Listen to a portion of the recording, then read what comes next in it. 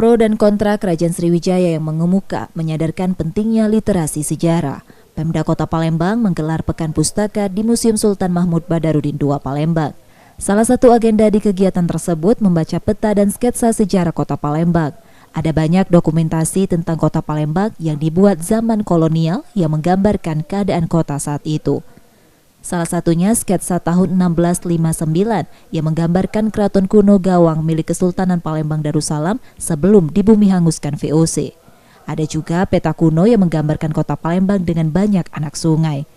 Namun anak sungai tersebut kini hilang karena banyak direklamasi untuk pembangunan. Dalam kegiatan ini kita menceritakan tentang bahwa tempat-tempat tersebut benar-benar ada pada masa lalu dan mempunyai nilai sejarah yang sangat tinggi, karena bukan hanya pendirian bangunan, tapi di tempat-tempat itu telah terjadi peristiwa heroik yang bisa kita tarik sebenarnya berhubungan dengan semangat nasionalisme.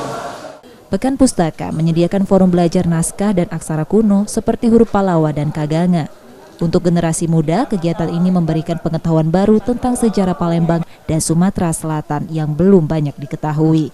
Pastinya banyak banget hal baru yang saya dapat dari sini, terutama tentang sejarah Kota Palembang yang dulunya itu Kota Palembang ini adalah kota yang dipenuhi sungai dan sekarang menjadi daratan yang.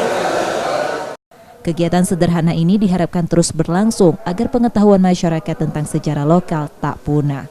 Rizky Nurmizan, Kompas TV Palembang.